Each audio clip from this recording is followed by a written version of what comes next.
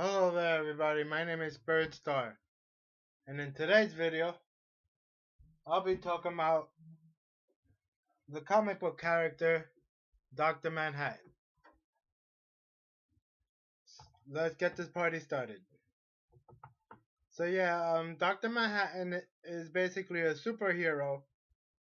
He's, he's actually one of my favorite characters, superhero characters, you know. Um, it, it all started out with this guy, I can't remember his name though. Let me just get.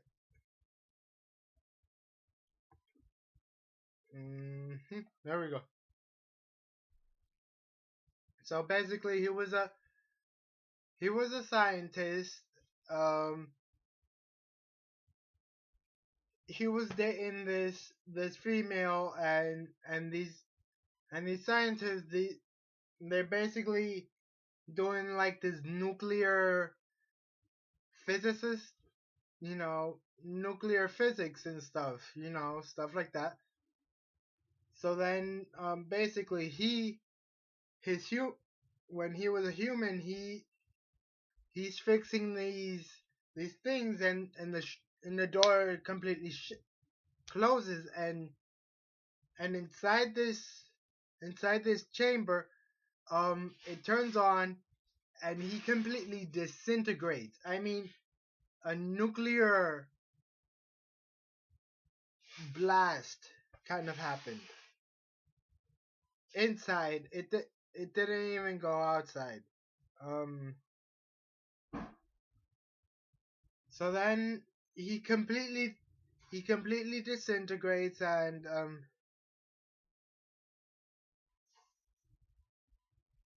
his real name was Dr. Jonathan Osterman. A lot of. So basically, he completely disintegrates, and he transforms into this guy. His molecular, like, his DNA kind of fused with these particles and stuff, and that's what he becomes. As for his powers, he has atom manipulation, teleportation, super genius intellect, atomic energy projection, disintegration, superhuman strength, speed, endurance, and stamina, invulnerability, perfect memory, extrasensory and visual powers, meaning he's a psychic. He could lift things and go like psych. Sorry about that. Extrasensory and visual powers, meaning he could see through almost anything. Dimensional travel, precognition, which means he knows what's gonna happen. Like, no matter what happens, he knows what's gonna happen. Oh, sorry about that. Let me just charge up my computer because the batteries are about to die. Okay.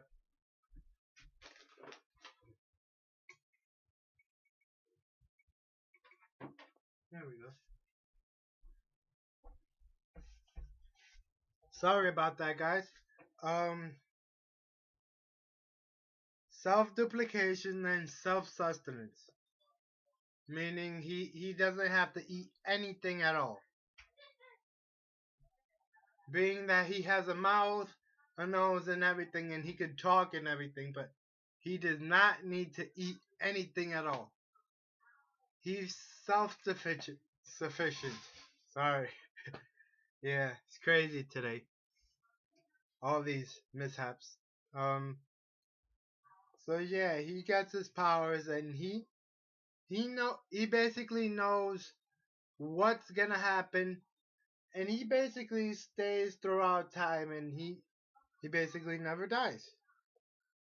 Well, within the comics, he does have a um hard time,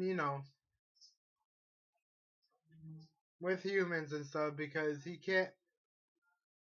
it's not that he doesn't like humans. It's just that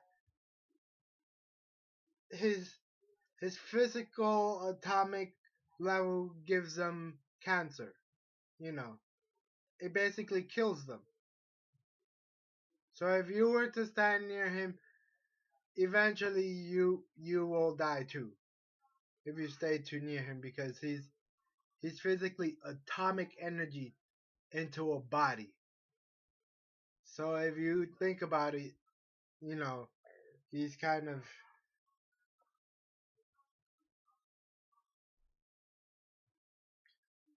um okay, here we go. Here we go. His origin. Jonathan Osserman was born in 1929. His father was a watchmaker, and John planned to follow his footsteps. When the U.S. drops an atomic bomb in Hiroshima, John is 16. His father, confronted with the undeniable facts of the theory of relativity, declares his profession outdated and throws his son watch making parts out the window, urging him to instead pursue a career studying nuclear physics. That, as I said, the incident represents a turn point of uh, what was it? Turn point in John's potential future from watchmaker to nuclear physicist, and foreshadows Doctor Manhattan's exterior perception of time and predetermined as all things within so determined, including Doctor Manhattan's own reaction and emotions.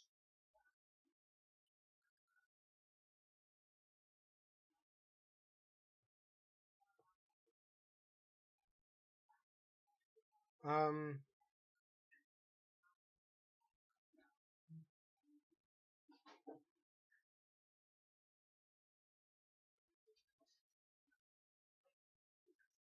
Uh. So. So yeah, guys. Basically, Doctor Manhattan. Um. That's what he becomes after he studies nuclear physics and stuff. He gets trapped in his chamber and he transforms into this.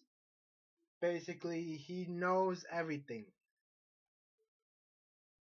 He may be one of the strongest superheroes out there, you know, being that he has so many superpowers and he could create atoms and all that, and basically exist throughout time and never age, and whew, it's crazy.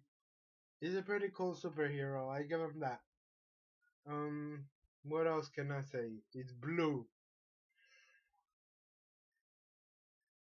and he basically has this symbol on his head that goes like this: a dot, and then goes zoop, and then another dot. You know, right here. Give me a second. There you guys go. It's quite a large symbol, so that's basically it. It's basically the symbol for Mercury. A lot of people say it's time, but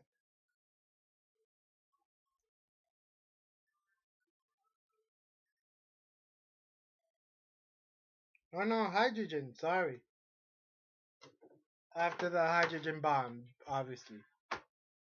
That's a symbol on his head, you know. And then, what else can I say about him? He's a pretty cool superhero. I give him that. Um, so yeah, sorry, very sleepy. Yeah. So yeah, guys, that does it for this video. I'll see you in the next one. Bye bye.